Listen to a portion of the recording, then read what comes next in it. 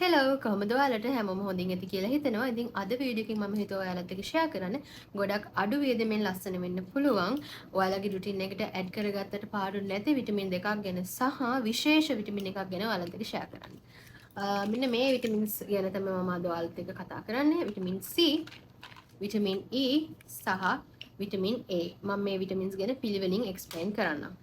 මේ විටමින්ස් තුන සහ තවත් විටමින් වල කම්බිනේෂන්ස් මාකට් එකේ බියුටි සප්ලිමන්ට්ස් විදිහට තියෙනවා. ඉතින් ඒව සමහර ඒවා ගණන්. හැබැයි මේ විටමින්ස් ඒ තරම් ගණන් නෑ. ඔයාලට ෆාමසි එකෙන් ගන්න පුළුවන්. විටමින් C එහෙම නැත්නම් ඇස්කෝබික් ඇසිඩ් මේක හොඳ ඇන්ටි ඔක්සිඩන්ට් එකක්. මේ මගින් ශරීරයේ කොලජන් බූස්ට් කරනවා වගේම හැම එල්ලා වැටීම, හැම පැහැපත් කරනවා.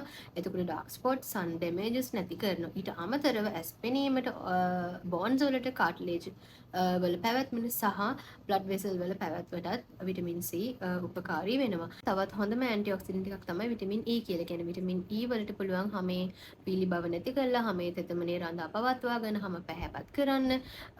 ඒ වගේම හැම පැහැපත් කරනවට අමතරව අපේ මොළයට, ඇස්වලට, ඒ වගේම මේ විටමින් E සහ විටමින් C වලට පුළුවන් කැන්සර් එන එක වළක්වන්නත්. ගොඩක් අය විටමින් E සමට බාහිරින් ආලේප කරනවා, කොණ්ඩෙට ආලේප කරනවා. හැබැයි විටමින් E ඔයිලි ස්කින් එකක් තියෙන කෙනෙක්ට ඒ තරම් ගැලපෙන එකක් නෑ. මොකද සමහර විට පිම්පල්ස් එන්න පුළුවන්. ඊළඟට මගේ ෆේවරිට් විටමින් A. මේ විටමින් A කියලා කියන්නේ රෙටිනෝල් ෆෝම් එකක්. මේ රෙටිනෝල් අපිට පුළුවන් ශරීරයේ අභ්‍යන්තරයෙන් වගේම ශරීරයේ බාහිරිනුත් ලබා ගන්න. ශරීරයේ අභ්‍යන්තරයෙන් අපිට පුළුවන් සප්ලිමන්ට් එකක් මාර්ගයෙන් මේ විටමින් A මාර්ගයෙන් ලබා ගන්න. විටමින් A වලින් තියෙන බෙනිෆිට්ස් ගොඩක් තියෙනවා.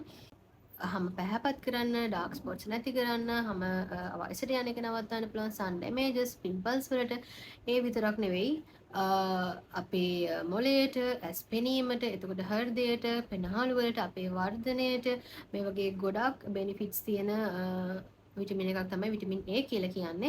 ඔයාලා මගේ කැරටන් ගැන කරපු වීඩියෝ එක බලලා මම ඒකේ කියනවා මේ කැරටන් ක්‍රීම් එකේ බෙටා කැරටන් කියලා ප්‍රභේදය තියෙනවා කියලා. මේ බෙටා කැරටන් කියලා කියන්නේ විටමින් A වර්ගයක්. විටමින් A ඕවර්ඩෝස් කරන්න හොඳ නැහැ. මේක දෛනිකව පුද්ගලයෙකුට ගන්න පුළුවන් ප්‍රමාණය තමයි IU International Units 10,000 හෝ ඊට අඩුයි. විශේෂයෙන්ම ප්‍රෙග්නන්ට් අය, වෙන ලෙඩ රෝග වලට බෙහෙත් ගන්න අය, ඇලර්ජිස් තියෙන අය මේ විටමින්ස් ගන්න එපා. ඔයාලගේ ડોක්ටර්ගෙන් අහන්නේ නැතුව.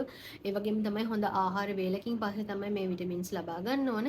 මේවා වල ප්‍රයිසස් කියනවා නම් රුපියල් 800 වගේ ඉඳලා එක එක බ්‍රෑන්ඩ්ස් වලින් තියෙනවා.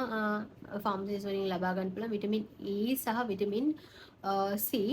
විටමින් A එක ටිකක් ගණන් මම මේ ගත්තේ මේක ගත්තේ නව බ්‍රෑන්ඩ් එකේ විටමින් A එක ඒක ටිකක් ගණන් මට රුපියල් 8500ක් ගියා. මේ විටමින්ස් තුනම එකට ගන්න උවමනා නැහැ. ගත්තත් පාඩු නැහැ.